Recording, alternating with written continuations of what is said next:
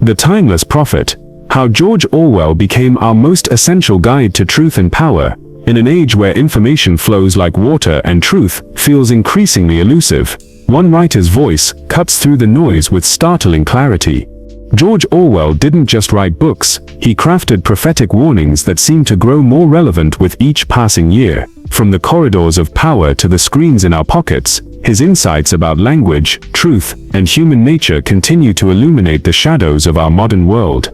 The making of a revolutionary mind. Picture this: a young boy born into the fading glory of the British Empire, caught between aristocratic pretensions and economic reality. Eric Arthur Blair, who would later become George Orwell, entered the world in 1903 in Bengal, India, where his father served as a colonial administrator.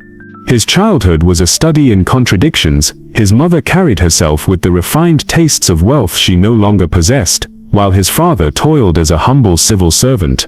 Orwell would later describe his upbringing with characteristic wit as lower upper middle class, a brilliant phrase that captures the essence of living with champagne dreams on a beer budget. This unique social position, suspended between classes, would profoundly shape his worldview and give him an outsider's perspective on the rigid hierarchies that defined British society. When the family returned to England, young Eric's exceptional intellect earned him scholarships to Wellington and Eton, England's most prestigious schools, yet rather than embracing the academic path that seemed destined for him, he made a surprising choice that would change everything. In 1922, he joined the British Imperial Police and shipped off to Burma, trading lecture halls for the humid streets of colonial outposts. The price of empire, a colonial awakening. Imagine being thrust into the role of enforcer for a system you're beginning to question. For 5 years, Orwell patrolled the streets of Burma as a colonial police officer, witnessing firsthand the machinery of imperial control. The experience proved transformative and deeply troubling. Every day brought fresh reminders of the moral compromises inherent in colonial rule. He saw how power corrupted both the rulers and the ruled, how good intentions could become instruments of oppression. The weight of this moral conflict eventually became unbearable, and in 1927, he resigned his position and returned to Europe, carrying with him a profound disillusionment with authority and empire. What followed were years of deliberate poverty and self-imposed exile. Orwell took menial jobs in Paris and London, washing dishes, teaching, working in a second-hand bookshop, immersing himself in the lives of what he called ordinary people. This wasn't mere research, it was a conscious rejection of the privileged path that had been laid out for him. During these lean years, he began writing seriously, publishing novels like Burmese Days and Keep the Aspidistra Flying. But it was his experiences among the working class that truly shaped his political consciousness. He developed a deep appreciation for the dignity of common labor and an equally deep suspicion of intellectuals, an irony that would follow him throughout his career as he became one of the century's most influential thinkers. Spain, where illusions died and clarity was born. The pivotal moment in Orwell's intellectual development came in 1930 May 6, when he traveled to Spain to cover the Civil War as a journalist. What he intended as objective reporting became something far more personal and dangerous. He enlisted with the Republican militia to fight against Franco's fascist forces. If you had asked me why I had joined the militia, he later reflected, I should have answered, to fight against fascism. And if you had asked me what I was fighting for, I should have answered, common decency. The Spanish Civil War nearly killed Orwell, literally. A sniper's bullet tore through his throat, missing vital arteries by millimeters. But the physical wound paled in comparison to the psychological impact of what he witnessed in the war's coverage. For the first time, he saw how political movements could reshape reality itself, twisting facts to serve ideological ends. I saw newspaper reports which bore no relation to the facts, he wrote, not even the relationship implied in an ordinary lie. I saw great battles reported where there had been no fighting, and complete silence where hundreds of men had been killed. This wasn't mere propaganda, it was something far more sinister, the systematic murder of objective truth. The revelation was earth-shattering. If history could be rewritten in real-time, if facts could be discarded whenever they proved inconvenient, then the very foundation of rational discourse was under attack. Orwell realized he was witnessing something unprecedented, the abandonment of the idea that history could be truthfully written. The architecture of warning, Animal Farm. By the early 1940s, Orwell had found his mission to use literature as a weapon against the growing threat of totalitarianism. The result was Animal Farm, published in 1945, a deceptively simple tale that would become one of the most powerful political allegories ever written. On the surface, it's just a story about farm animals who rebel against their human oppressors, but beneath this innocent facade lies a devastating critique of revolutionary movements and their tendency toward corruption. The pigs, who lead the animal revolution, gradually become indistinguishable from the humans they overthrew, culminating in the book's haunting final line: "The creatures outside looked from pig to man, and from man to pig, and from pig to man again." But already it was impossible to say which was which. What makes Animal Farm so enduringly powerful isn't just its critique of Stalin's Soviet Union, though that connection is unmistakable. It's the universal truth it reveals about power and human nature. Orwell understood that revolutions don't just change who's in charge, they often recreate the same oppressive structures under new management. The book's genius lies in its accessibility. By using animals and telling the story as a fable, Orwell made complex political concepts understandable to readers of all ages and backgrounds. Within a year of publication, Animal Farm had sold 500,000 copies. Decades later, it continues to resonate with new generations, discovering its timeless warnings. The Final Prophecy, 1984. As Animal Farm was achieving global success, Orwell faced personal tragedy. His beloved wife Eileen died during routine surgery in 1945, leaving him devastated. Soon after, he began showing symptoms of tuberculosis, the disease that would eventually claim his life. But Orwell had one more warning to deliver, and he poured every ounce of his remaining strength into crafting it. 1984, published in 1949, represents the culmination of everything Orwell had learned about power, truth, and human nature. Set in a totalitarian future, where individual thought itself is criminalized, the novel follows Winston Smith as he struggles to maintain his humanity in the face of absolute oppression. In Oceania, Orwell's fictional superstate, citizens live under constant surveillance through devices called telescreens. The thought police monitor not just actions, but intentions, arresting people for thought crimes before they can even act. Language itself becomes a tool of control through newspeak, a simplified vocabulary designed to make dangerous ideas literally unthinkable.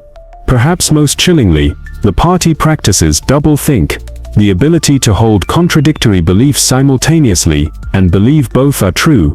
Citizens learn to accept that war is peace, freedom is slavery, ignorance is strength.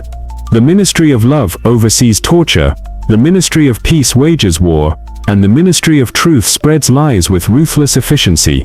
Winston's journey from rebellion to complete mental surrender illustrates Orwell's deepest fear, that totalitarian systems don't just control bodies, they reshape souls. By the novel's end, Winston genuinely loves Big Brother, his oppressor. His rebellion hasn't been crushed, it has been erased so completely that he can no longer conceive of resistance. The Orwellian legacy. When prophecy meets reality, Orwell died of tuberculosis in 1950, just months after 1980-4 was published. He lived long enough to see his final work achieve immediate critical acclaim, but he couldn't have imagined how prophetic it would prove to be. 7 decades later, his name has become an adjective, Orwellian, used to describe any situation where truth is manipulated for political gain. But here's where things get complicated, and perhaps a bit ironic. The term Orwellian is often misused, twisted to serve the very ideological purposes Orwell himself opposed. Politicians across the political spectrum invoke his name to attack their opponents, often while engaging in the exact kind of truth manipulation he warned against. In a sense, the misuse of Orwell's legacy has become Orwellian itself. This confusion stems partly from misunderstanding Orwell's political beliefs. Because 1980-4 depicts a socialist totalitarian state, some assume Orwell opposed socialism entirely. In reality, he was a committed democratic socialist who believed in combining political freedom with economic equality. His target wasn't socialism per se, but totalitarianism in any form, whether it emerged from the left or right. Every line of serious work that I have written since 1930-6, Orwell declared, has been written, directly or indirectly, against totalitarianism and for democratic socialism as I understand it. He was equally critical of capitalism, which he saw as creating its own forms of oppression through concentrated wealth and power. The eternal struggle, why Orwell still matters. In our current digital age, Orwell's warnings feel almost quaint in their specificity, and terrifyingly accurate in their broader implications. We may not have telescreens, but we carry devices that track our movements, monitor our communications, and predict our behavior. We may not have a ministry of truth, but we live in an era of alternative facts, where competing narratives shape reality more than objective evidence. The genius of Orwell's work lies not in predicting specific technologies or political systems, but in understanding the eternal human tendencies that make oppression possible. His insights into how language shapes thought, how power corrupts even noble intentions, and how ordinary people can become complicit in their own subjugation, remain as relevant today as they were 5 years ago. Perhaps most importantly, Orwell understood that tyranny isn't an aberration, it's a constant human possibility. Tyranny is not a part of history, we might say, paraphrasing his insights. It is a part of humanity. Every generation faces the choice between freedom and control, between truth and convenient fiction, between the hard work of democracy and the seductive simplicity of authoritarian solutions. The path forward, embracing uncertainty in an Orwellian world, here's where we might depart from Orwell's sometimes pessimistic vision, while honoring his essential insights. Perhaps our salvation lies not in finding the one true objective truth, which may be impossible for limited human beings to achieve, but in embracing the very uncertainty that makes totalitarianism seem attractive. When we accept that all individuals, groups, and nations are fallible, when we acknowledge that our perceptions are partial and our values diverse, we might actually undermine the foundations of tyrannical thinking. Totalitarianism thrives on certainty, on the belief that one group has discovered ultimate truth, and therefore has the right to impose it on everyone else. But what if our recognition of universal fallibility leads us back to what Orwell called common decency? What if acknowledging our limitations helps us build what we might call intersubjective truths, shared understandings based on humility, compassion, and mutual respect, rather than absolute conviction? This path requires constant vigilance and tremendous courage. It means resisting the comfortable certainties offered by ideological movements while still maintaining enough shared values to build a functioning society. It means being willing to change our minds when presented with better evidence while still standing firm on fundamental principles of human dignity and freedom. The choice is always ours. Orwell's final warning echoes across the decades with stunning clarity. The moral to be drawn from this dangerous nightmare situation is a simple one: don't let it happen. It depends on you. The you in that statement isn't abstract. It's each of us making daily choices about how we consume information, how we treat those who disagree with us, and how we balance our desire for security with our need for freedom. Every time we choose truth over convenience, dialogue over demonization, and complexity over simplistic answers, we push back against the totalitarian impulse that lurks in every human heart. George Orwell gave us more than just entertaining stories or dire warnings. He gave us a mirror in which to see ourselves clearly, with all our capacity for both tyranny and decency, both self-made deception and honest seeking.